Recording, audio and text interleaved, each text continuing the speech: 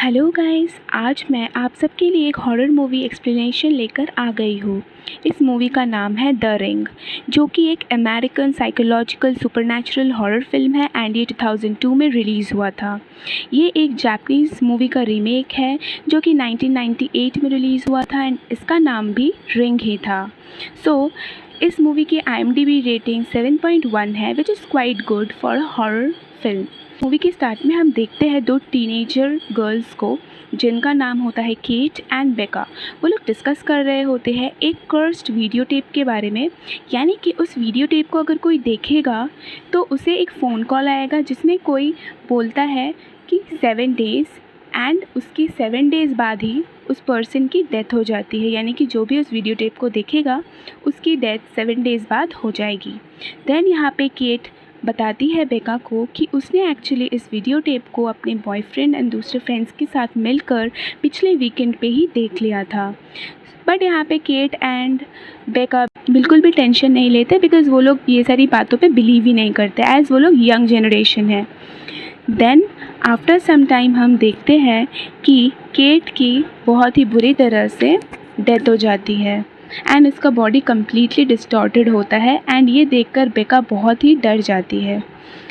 Then हम देखते हैं कि केट के फ्यूनरल में केट की मॉम रेचल यानी कि अपनी सिस्टर से बात कर रही होती है।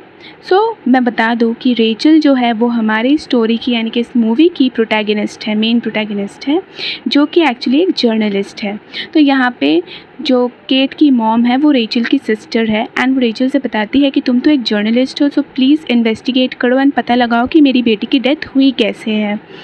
यहाँ पे जो रेचल है वो कम्प्लीटली इस चीज़ को इन्वेस्टिगेट करने में जुट जाती है एंड रेचल उसी शेल्टर माउंटेन इन में जाती है जहाँ पे केट एंड उसके फ्रेंड्स ने मिलकर इस वीडियो टेप को देखा था। तो वो वही सेम रूम यानी कि केबिन 12 को रेंट करती है एंड वो इस टेप को बैठकर देखती है।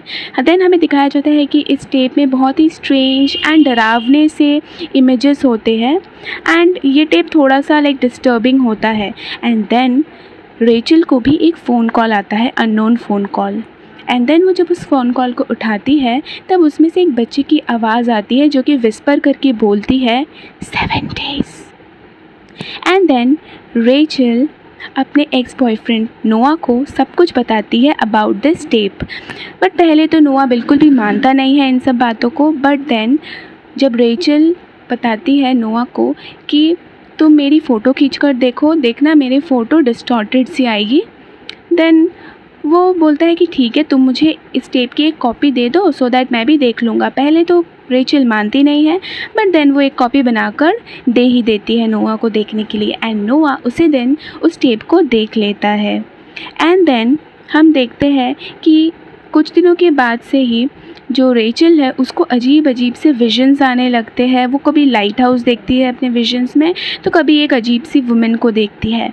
देन वो जब गूगल में सर्च करती है तब सर्च करते करते उसे वही औरत दिख जाती है जो कि उसके विजन्स में आती है। तो उसके बारे में जब वो पता लगाती है उसे पता चलता है कि इसका नाम है एना मॉर्गन, जो कि एक हॉर्स ब्रीडर है एंड ये मेंटली डिस्टर्ब्ड हो गई थी जिसकी वजह से उसे मेंटल असाइलम में एडमिट किया गया था एंड इन्होंने खुद की जान खुद ही ले ली थी, यानी कि इन्होंने सुसाइड अटेम्प्ट किया था। एंड इनके जो हॉर्सेस है ना वो लोग भी बहुत ही बीमार थे पहले एंड वो लोग ऐसे जंप कर करके सुसाइड कर लेते थे पानी में। बट स्ट्रेंज बात ये थी कि जब एना मॉर्गन की डेथ हुई उसके बाद से सारे हॉर्स जो थे वो एकदम प्रॉपर ठीक हो गए थे, उन लोग को और कोई प्रॉब्लम नहीं थी। देन हम देखते हैं कि उसी रात रेचल देखती है कि उसका बेटा एडन जो है वो भी इस टेप को देख लेता है। तो एडन रेचल एंड नोआ का ही बेटा है। देन यहाँ पे रेचल अपने बेटे को रुथ के केयर में छोड़कर जाती है सो दैट वो इन्वेस्टिगेट कर पाए। तो वो निकल जाती है मॉस्को आइलैंड के लिए एंड वहाँ जाकर वो एना के हस्बैंड से मिलती है जिसका नाम रिचार्ड होता है एंड उसे पता चलता है कि यहाँ पे जो एना थी वो मेंटली डिस्टर्ब थी, तो उसे मेंटल असाइलम में एडमिट किया गया होता है एंड उसे ये भी पता चलता है कि एना की एक बेटी भी थी। बट जब वो ये बात ऐना के हस्बैंड से पूछती है, यानी कि रिचार्ड से पूछती है, तो वो कम्प्लीटली डिसएग्री कर देता है एंड वो कहता है कि नहीं, मेरी कोई भी बेटी नहीं थी। एंड देन रेचल उसी आइलैंड के एक फिजिशियन जो कि यहाँ पे बहुत सालों से रह रही थी, उनसे बात करती है ऐना के बारे में। तो यहाँ पे वो फिजिशियन बताती है कि हाँ, ऐना की एक्चुअली कोई बच्चा नहीं था, तो इसलिए उसने समारा को अडॉप्ट किया था।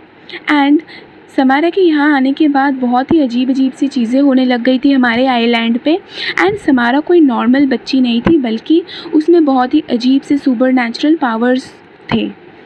एंड देन हम यहाँ पे दूसरे साइड में देखते हैं कि नोआ जो है वो समारा के मेंटल असाइलम में गया होता है, क्योंकि ऐना एंड समारा दोनों ही शायद मेंटली डिस्टर्ब थे, तो दोनों को ही मेंटल असाइलम में रखा गया था। सो यहाँ पे जब नोआ समारा के रिकॉर्ड्स को चेक करने आया होता है, उसे एक रिकॉर्ड, वीडियो रिकॉर्ड जो होता है वो मिसिंग लगता है। बट जब वो रिकॉर्ड्स को चेक करता है, तब वो देखता है कि लास्ट इसे रिचार्ड यानी कि ऐना के हस्बैंड ने ही देखा है।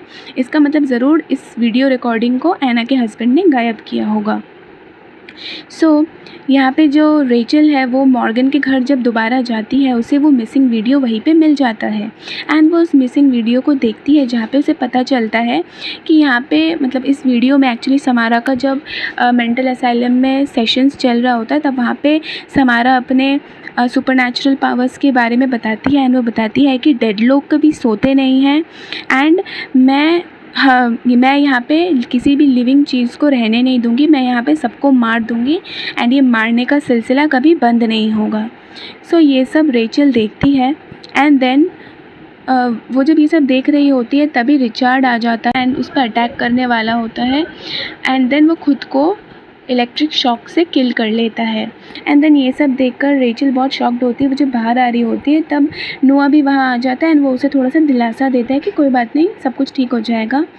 एंड देन वो लोग मिलकर जो हॉर्स का अस्तबल होता है वहाँ जाते हैं। एंड देन उन्हें वहाँ पे एक स्ट्रेंज सा सीढ़ी दिखता है, तो वो सीढ़ी के ऊपर चढ़ते हैं। एंड सीढ़ी के ऊपर जब जाते हैं, उन्हें एक छोटा सा रूम दिखता है, यानी कि यही वो रूम है जहाँ पे समारा को उसका डैड यानी कि रिचार्ड अपनी अडॉप्टेड बेटी को बंद करके रखता था, ताकि समारा आउटसाइड वर्ल्ड के साथ ज़्यादा मिल ना पाए एंड वो किसी को किल ना कर पाए। देन रेचल एंड नोआ वहाँ पे एक वॉलपेपर देखते हैं, जिसके पीछे उन्हें एक ट्री का इमेज दिखता है। एंड तब वहाँ पे रेचल को समझ आता है कि यही ट्री उसने शेल्टर माउंटेन इन पे भी देखा था, तो ज़रूर कोई ना कोई रिलेशन तो है ही। तो रेचल एंड नोआ अगेन उसी शेल्टर माउंटेन इन में जाते हैं एंड केबिन 12 भी रेंट करते हैं। देन वो लोग अचानक से एक वेल को देखते हैं वहाँ पे।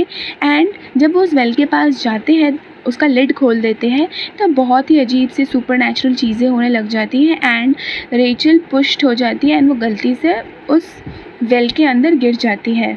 एंड जब वो वेल के अंदर गिर जाती है, उसे बहुत सारे विजन्स आने लगते हैं एंड उसका हाथ कोई पकड़ लेता है। एंड तभी उसे विजन आता है कि जो समारा की मॉम थी यानी कि ऐना, वो समारा को किल कर रही है। तो हमें फ्लैशबैक में दिखाया जाता है कि समारा इसी वेल के पास खड़ी होती है एंड उसकी मॉम पीछे से आकर यानी कि ऐना आकर समारा के फेस पे प्लास्टिक रखकर उसे चोक कर देती है एंड उसे वेल के अंदर गिरा देती है। एंड देन वेल का जो लिड होता है वो बंद कर देती है। बट यहाँ पे अभी भी समारा मरी नहीं थी, यानी कि वो वेल के अंदर भी 7 डेज़ तक ज़िंदा थी। एंड देन उसके बाद उसकी डेथ हुई थी। एंड उसके बाद हम देखते हैं रेचल को समारा की जो डेड बॉडी है वो वेल में ही मिलती है, तो वो उसे लेकर बाहर आती है। बट जब भी वो डेड बॉडी को लेकर बाहर आती है, वो डेड बॉडी कम्प्लीटली डिकम्पोज्ड हो जाती है एंड ओनली स्केलेटन बचता है। सो यहाँ पे रेचल एंड नोआ मिलकर समारा की डेड बॉडी को प्रॉपरली रिचुअल्स वगैरह फॉलो करके बरी कर देते हैं एंड सब कुछ ठीक हो गया होता है, यानी कि समारा का कर्स ख़त्म हो गया होता है। यहाँ पे 7 डेज़ गुजर जाता है रेचल के उस वीडियो को देखे हुए, बट अभी भी वो कम्प्लीटली सेफ होती है। सो नेक्स्ट सीन्स में हम देखते हैं कि रेचल अपने बेटे एडन के साथ बात कर रही होती है, जहाँ पे एडन बताता है कि आपने बहुत बड़ी गलती कर दी, आपको समारा की मदद नहीं करनी चाहिए थी, क्योंकि आई गेस आपको याद होगा कि उसने वीडियो में कहा था कि उसे किसी की हेल्प की ज़रूरत नहीं है एंड वो सबको मारती ही रहेगी, वो मारने का सिलसिला कभी बंद नहीं करेगी और डेड लोग जो होते हैं वो कभी सोते नहीं हैं। देन यहाँ पे रेचल को सब कुछ समझ आ जाता है, बट उसको याद आता है कि अरे नोआ का भी तो 7 डे आज ही है, आज ही 7 डे ख़त्म होने वाला है। तो वो जल्दी से नोआ के पास जा रही होती है। And on the other hand हम देखते हैं कि यहाँ पे नोआ टीवी देख रहा होता है एंड टीवी में सडनली एक वेल दिखता है, यानी कि वही वेल दिखता है, उसमें से समारा बाहर निकल आती है एंड देन धीरे धीरे वो टीवी से भी बाहर निकल आती है। यानी बहुत ही हॉरिफाइंग सीन होता है एंड वो नोआ को किल कर देती है।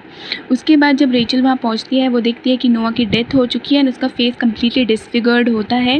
एंड देन वो अपने घर में आती है ताकि वो उस टेप को डिस्ट्रॉय कर सके, बट वो ये सोचती है कि उसको समारा ने क्यों छोड़ दिया। जब वो सबको मार रही है तो उसने रेचल को क्यों छोड़ दिया। बट देन वो सडनली उस कॉपी वाले टेप को देखती है जिसको उसने कॉपी किया था। तब जाके यहाँ पे उसे समझ आता है कि समारा ने उसे इसीलिए छोड़ा क्योंकि उसने वीडियो को देखा, लेकिन उसके बाद उसने कॉपी बनाई उसकी एंड उसने वो नोआ को और अपने बेटे को दिखाया था। यानी कि अगर कोई इस वीडियो को देखेगा एंड देन उसकी कॉपी बनाकर किसी और को दिखा देगा तो उसका कर्स जो दूसरा पर्सन है जो कि कॉपीड वाला वीडियो देखेगा उस पर ट्रांसफ़र हो जाएगा। तो अब उसे समझ आता है कि इसीलिए समारा ने उसे छोड़ दिया, यानी कि उसका कर्ज जो था वो नोआ एंड उसके बेटे पे ट्रांसफ़र हो गया था। सो इसीलिए अब हम लास्ट सीन्स में देखते हैं कि रेचल अपने बेटे एडन से भी कॉपी बनवाती है उस वीडियो की एंड देन एडन उससे पूछता है कि क्या आप इस कॉपी को अब किसी और को दिखाने वाले हैं।